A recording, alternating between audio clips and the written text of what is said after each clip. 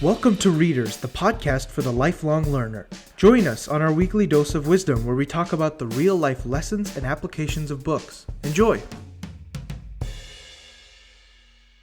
Welcome back to Readerzz, everyone. Today, we're joined by Wes Towers, author of The Simple Manifesto. Wes, welcome to the podcast. I'm really excited for this one. Fantastic to be here and speak through about the book and so on. Thanks for connecting. Yeah, absolutely. I mean, kind of before we begin, we'd love to hear a little bit about you, your journey, this book, of course, and, why it matters to our readers and what they can kind of get out of it.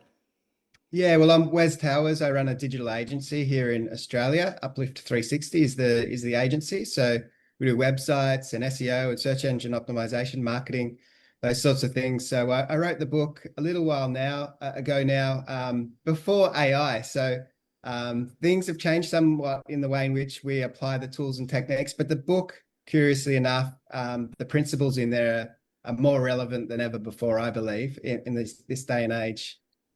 Yeah, I mean, I love to hear it. I think today's going to be really cool because kind of break this down up into four different lenses. And today we're going to be diving into lens one standpoint, right? This is the foundation of your whole framework from what I understand. And today we'll talk a little bit about why business as usual, like we talk about, often makes things harder than they need to be. How entrepreneurs can get pulled into complexity and how to build a standpoint that keeps you clear, consistent, and resilient. So today we'll hit everything from, the standpoint shift to defining your center, eliminating confusion, and simplifying your own vision. So, all of our listeners today, everyone who's listening can leave with something that you guys can actually apply this week. So Wes, whenever you're ready, let's jump right into lens one. Yeah, sure. So yeah, the Simple Manifesto, as the title indicates, simple is, in my view, the best way to go about anything. So if you can simplify things, they become streamlined and easier. And certainly standpoint is a foundational aspect of any business. And as I said before, it feels like it's more important than ever before to have a really clear core set of values, your standpoint, what are you standing solid on, and your convictions, these sorts of things, because people do business with other people. So we want to know the people we're working with are aligned with what we're trying to achieve. So our core set of values, what we're centered on, where we position ourselves, all come from the standpoint in which we set ourselves upon. So as I said, the book was written before AI, but now with the noise and the flooding of information through social media and videos and content, the overwhelm, if you haven't really got a clear standpoint to hinge your business on and your life, businesses are typically a reflection of our own personal lives. So as a small business, as the founder, the business values will be aligned to your own values. So taking the time to figure out what that is and what sets you apart in this world, where you've got competitors, we all do, but there's some things that make you different to everybody else. Yeah, no, I love it. I mean, I think it's kind of funny because this whole book and what you do is all about helping people create their own brand, their own identities, as well as develop their business. But you kind of start this book by challenging the whole guru approach to business, right? Now I want to ask you to expand on that a little bit. When you realize that a lot of the popular advice people hear today actually pushes people towards complexity rather than progress. Yeah, and it came out of my own experience starting in business. I mean, I was really naive to business. I had my great skill set, and I feel it was a great skill set working in agencies, but there's a whole bunch of things from a business standpoint that I just never had done because it wasn't in my role as an employee. So being thrown in the deep end, and you start to listen to experts and a whole bunch of different advice, and it can be overwhelming, and it creates a whole level of complexities because there's so many things that people suggest you need to do in order to make progress and create a powerful business. And curiously enough, every guru who's promoting a particular scenario also sells that particular service offering. So they frame the need that you potentially might have, and then that they have the solution for that, curiously enough. So it's kind of difficult to wade through all that information because as a small business, it's really difficult to do everything really, really well. But you need to just find the few key elements, the few levers that are going to move you to the next step. at the point in the process that you are right now. So if you're starting today from ground zero, there's different things you'll need at this point of your business than you might in a few years' time. So it's building complicated systems can kill a business, because by the time you built it, you haven't really done any sellable, you haven't made any money, and you've just spent all this time building something that you don't even know will work. Yeah. I feel like it's pretty interesting to me because you introduced this idea of simple agents a little bit later on, right? People who kind of move a little differently from the crowd, people who understand that, yeah, the popular advice may not be the one that applies to me. And like you mentioned, right, these are the people who've developed some of those traits, some of those skills that have helped them leverage exactly what they need to in order to become successful in their small business. And I'd love to ask you to, harp a little bit more on that and talk a little bit about Yeah. what the biggest mindset shift is, or skill shift or trait that people have to develop to actually become, a simple agent, as you put it. Yeah, well, to be a little bit contrarian, to always think through what is it that I'm hearing and seeing? What's the advice being presented? And is it complex? It doesn't mean it's necessarily bad if it's complex, but to say, if this was easy, if this was simple, what would it look like? I think that's a great way to break through that. So sometimes just asking ourselves the question, okay, here's the concept that we've got, the marketing concept maybe, or whatever it is, systems in your business. Here's the complex. What would it look like if it was simple? What could we remove and would it still work? Are there elements that we can just remove, strip back to the foundational process? That's what I've found. So even, we've always evolved our standard operating procedures as a business. So the SOP, so the steps in which you do things. And so the temptation is to add new things in, because you find something that's not working quite right. So you add a new step to make sure that thing gets done. But in the end, you end up adding so many steps in the process, it's just overwhelming, and nobody really follows it because it's just cumbersome and clunky. So you get to a point where you say, right, can any of these steps be changed into one simple step? And often they can. It just takes a set of fresh eyes.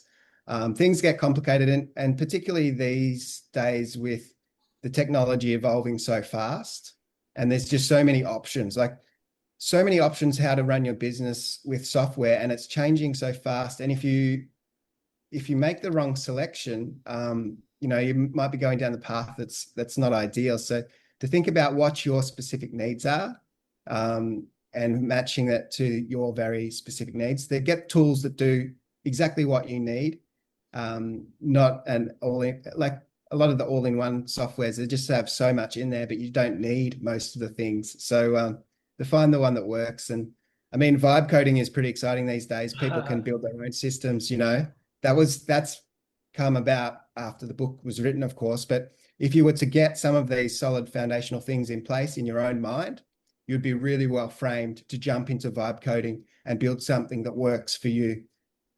Yeah. No, I mean, it kind of brings up a couple questions for me, right? Because I think you move on a little bit and talk about how easy it is to get pulled into the wrong rooms, right? Which is what you just touched on here. I mean, with obviously AI and just the fact that so many things are accessible today, it's easy for us to sit here and say, oh yeah, pick the one that works, or pick the simple option, or things like Yeah. that. But I want to ask, kind of two questions. One is, what's the biggest, obstacle to becoming that kind of a simple agent? And how do you, filter out which rooms, events, opportunities are actually worth your time? And, what's kind Yeah. of the red flags that get raised there that, okay, this opportunity isn't a real opportunity, it's just a distraction.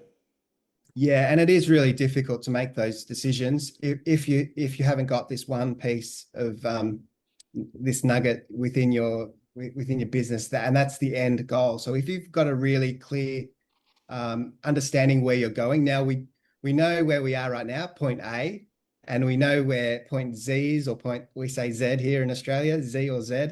We know the start, we know the end, but we don't necessarily know all the in between. But if we have no understanding what the Z is, what the end goal is, it's incredibly difficult to make decisions. But getting really clear on what that end looks like, the decisions almost make themselves. So what I've decided in my own business, for example, and it's just one thing that can help with it, is to be niched. So we got really specific in the niche in which we serve for our agency. And so what happens with that is you really get to understand your customer really well, your client really well, and their needs are likely to be suitable, somewhat similar to the next customer, because you're kind of understanding and you're building a wealth of knowledge for the types of people that you serve. Now, they're all nuanced and different, but the foundation, like the 90%, is probably similar. So it's that 10% you can really spend your time and focus on once you are really niched. And I think niching is possibly the best lever you can pull as a small business to compete against the big players, because it's just so hard to go head to head with the big guys if that's the type of industry you're in, that there's some big players. And how are we going to beat them when they've got so much resource and capacity? But if you're a specialist, if you know exactly what you're trying to do, who you're doing it for, you've got your ideal client in mind, then the decisions sort of make them themselves, and you can say, okay, I don't need the complex widget over here. What I need is this simple little widget here, because that's aligned to my trajectory and where I'm going. Yeah, I think thinking a little bit about that temptation, right? You know, a little bit later on, you share kind of a pretty intimate, close story about, you know, a family friend, a story of addiction, things like that.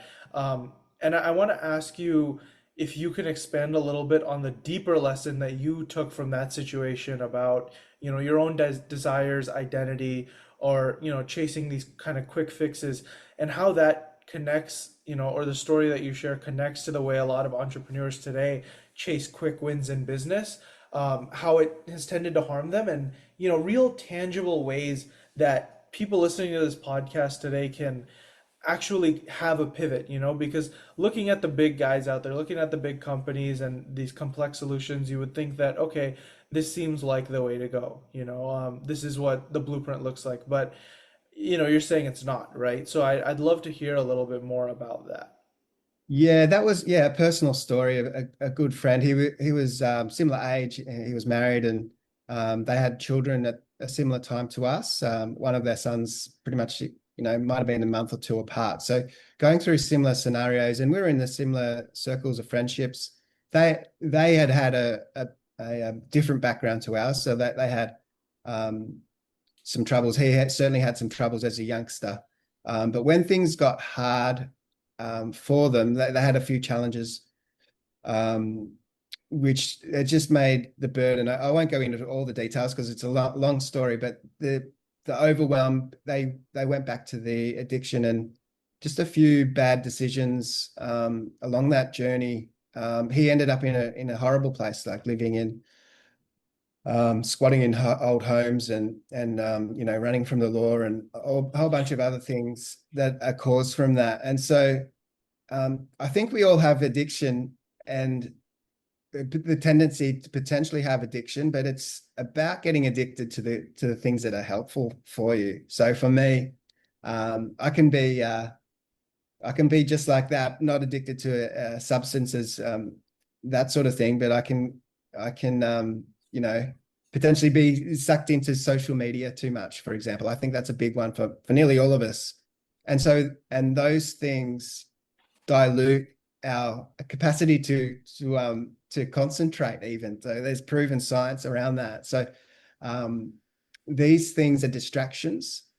And so whilst I'm really active on promoting through social media for other people to watch, I don't do the posting myself. Yeah. I don't really monitor it. I don't really know what's going out. I mean, videos, I'm on guests podcast a lot. So to avoid the dangers and to keep myself focused on what the core things I want to do is to remove that potential addiction of social media. So these sorts of things, just to set yourself up in the way in which you focus on the right things, and not drawn into things that are damaging for you for the long term, because we all have tendencies and temptations outside of what's helpful for us. You know, you mentioned taking a little bit of distance, or, you know, stepping a bit aside when you feel like something can lead to harming you or pushing you a step back. You mentioned that example about not being on social media very much as somebody who works in marketing. That's kind of, do you feel like that's a realistic expectation for a lot of people? Because, a lot of people might say, yeah, I work with social media and that's kind of my job, but I have to know what the Yeah. trends are. I have to know what the landscape looks like. I have to know what kinds of people are on here, what our customers look like, to Yeah. actually deal with that? Yeah, absolutely. It's a tricky situation, and certainly if it's your industry, well, of course, you need to stay on top of the trends. It's your job, so you do that. For the most of us, when we're using it as a marketing tool, we don't necessarily need to do all of that ourselves, and we can hire people. It's kind of a low end task oftentimes, so you can hire someone for a pretty competitive price to do it, outsourced, or if you've got someone internally in your team, yeah, if you've got a marketing team you can have that person do it for you as long as you trust what they know the message. Well, that's why it's really important to have some really solid foundational messaging. So it's the standpoint, to get back to that standpoint, when you've got really clear direction in that, then someone else can take the reins and they can understand precisely what's important to you as a business, and they can get the messaging right. There'll be different angles and so on, but they can go back to the standpoint and think, is this aligned to what we want to be positioned as? And is it an appropriate post? That then you're not sort of having to check over every single thing they do and micromanage. And I don't check anything really, hardly at all. There's occasionally I'll be asked if something's appropriate, if they're not quite comfortable or not quite sure, but eventually they kind of learn what's going to be suitable for us. And so you can only get to that if you're really clear. That's why being a simple message is a clear message. So and it takes sometimes a lot of work to get to that simple point. So you can delegate the things like social media. There's all sorts of things you can delegate once things are simplified. Yeah, it sounds like you're comparing a lot of, day to day and how you build your business as well to who you are as a person, your values, a lot of the core principles that you live by, and almost trying to incorporate that into how you live your life. I mean, you even have a whole section within this part about, an example of a time where, you may not have lived up to that standard and how you still remember it to this day, and how, with the work that you do, you constantly are trying to ensure that the work you do is aligned with your principles. But I want to ask you this, right? For a lot of small business owners, a hard part of work is being able to convey that message. Like, let's say I am somebody who is a small business owner or a startup owner or whatever you want to call it, and I'm somebody who wants to put that message out. But, every company, every business wants to act like, or, claim that they're a principled organization. You have your, no cruelty or cruelty-free products, and you have your, nothing was harmed in the making of this product. But in reality, how do you sell that, not just as a sales point, but as a core identity of your company, and I want to ask you this because not only have you clearly obviously written the book on it, but you work in marketing, so when Yeah. it comes to people who face an issue like that, how are you able to convey that message? Yeah, well, I think build a humanized brand is really important for a small business because it's the key distinct advantage we have as founder-led businesses to be the personal brand, but also the business brand as well. That the big businesses can't do that because there's just so many people involved, and I mean, oftentimes not one entity, not one person that's driving it. Now there are brands that do leverage the founder. You think of Richard Branson and so on, and when he's involved in something, he'll be involved and he'll be the face of it and so on. But as small businesses, that's often a key distinct advantage that we have. And I think more than ever, humanizing is really important. So there'll be little unique aspects of you. Now, there's the general kind of thing that think people think of building these types of brand values, and they'll be drawn to some of those social conscious type scenarios that are kind of getting a little bit generic, but there'll be always something that's a little bit different. What I do more than ever with all the noise being created in online these days is I share even personal anecdotal stories of, things that I've messed up in, flaws and failures. I mean, I went through a divorce and so on, and that was a horrible time. And how I balanced business and that type of scenario in my life at that time. I've shared lots of those different things, and people will see that I'm just a person and I make mistakes, and I'm trying to live by my own principles in the book. I have to Yeah. always keep correcting course. It's never a linear path. It's always ups and downs and wavy. It feels like a roller coaster sometimes, and there's good times and there's horrible times. But the more you can open up, I think, and share, the more relatable you are. And that's the one thing. I mean, we see videos. We're doing a real podcast, um, and there might be reels shared about it. But you see so many AI videos, and they look real, and there's no ums and ahs, and they might be a little bit more beautiful than than I look. I've probably got some pimples right now. They wouldn't be there because it's an AI video of me. But Yeah. people know it's not really me, and there's the people are feeling a little bit ripped off, and they know it's not the genuine, authentic person. So anything you can do to leverage your personal values into your brand is going to be an advantage, because people like to do business with those people that they know, like, and trust. So I really think that's a massive advantage as a small business. Yeah, I love it. I love it. I think a lot of this is really aligned with just who you are as a person, how you feel like business and your a life should be lived. And I think that's a big reason why I'm a huge fan of a lot of what your philosophy talks about. And I know our time is running out a little bit here, so I'll finish off with kind of one final question about a concept that you talk a lot about here at the finishing touches of this section here, and that's about simplifying your vision, and kind of creating a plan forward, right? Now, I think, you talk about not just making a plan, right? You say vision should feel true at a deeper level. But a lot of people, are in business or, do work for a very simple purpose of making money, right? Not to say that these Yeah. people don't have, their own values at heart. They don't have a vision for their lives. They don't have a certain philosophy by which they live. But at the end of the day, for a lot of these people, work is not where they practice, um, you know, their virtues or their values or tie that in, right? What would you say to a lot of these people, and how would you, say, or how would you convince somebody who may feel like, okay, but I'm out here trying to sell somebody a product. Why would I have to, bring my values into my vision? How do I even set, a vision? And what does that look like? Is that just, some sort of like a go-to-market strategy or something, or what's the difference between your vision and something, let's just say ChatGPT can spit out at me in a minute or two?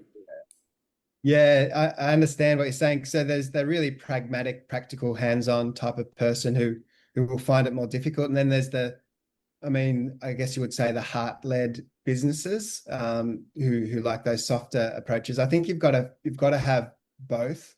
And so if it's a weakness, if you're naturally a pragmatic, practical, hands-on, how are we going to make some money type thing, there's nothing wrong with that. But there'll always be some heart-led aspect of business that you just need to sort of think about from time to time, and massage that through your vision. Reason being is you won't be doing business alone. Even if you are a solo operator, a freelancer, you will be working alongside other people all the time, and they'll want to connect with you on some deeper level. So I've got, I've got a broad team of different types of people, and some are really heart focused. So they want to know some more about what we're up to from that level. And there's others who are programmers typically. So we obviously got the creatives who do design type scenarios. We've got the technical people who are typically programmers, and that's just generalized, but every business will have that. So you need to be able to connect with everybody, and so they can understand where you're going as a business. Because if you don't differentiate in those ways and build a culture around that, so people want to work with you, well, they'll just go to someone else who's going to pay a slightly higher, Yeah. wage, or for your project, whatever it is. So you've got to differentiate and make a reason why people want to work with you, above and beyond just the pay. Yeah, I love it. I love it. Wes, I mean, kind of wrapping up here. Thank you so much for, laying the groundwork for this standpoint, right? Why simplicity isn't laziness, why values actually do matter, not just when you're at work, but when you are creating your own workplace, your own business, your own brand, and why your vision matters more than just, a day-to-day go-to-market plan or something like that. And thank you so much for joining us today. My pleasure. Love talking business. Thanks. Absolutely. And to our listeners, if there's one takeaway from today, it's this, that, before you chase the strategies, the go to market, the plan, build a standpoint that keeps you grounded when everything else gets noisy, right? Build a vision and not just, like we've mentioned, some sort of a ICP foundation or go to market strategy, but rather a set of values that you're rooted in, how you want to live your life and how you want to bring that into your company. And that'll keep you grounded, even when everything else is kind of falling down. So for the next episode, we'll move into lens two of the Simple Manifesto, nonconformist. Now, in this episode, we'll really talk about what it means to stand out, how to handle haters, how to, choose customers and the people you work with, and why actually being normal may actually be the most expensive path. So until next time, keep on learning, keep on changing, and keep on growing. And we'll see you next episode.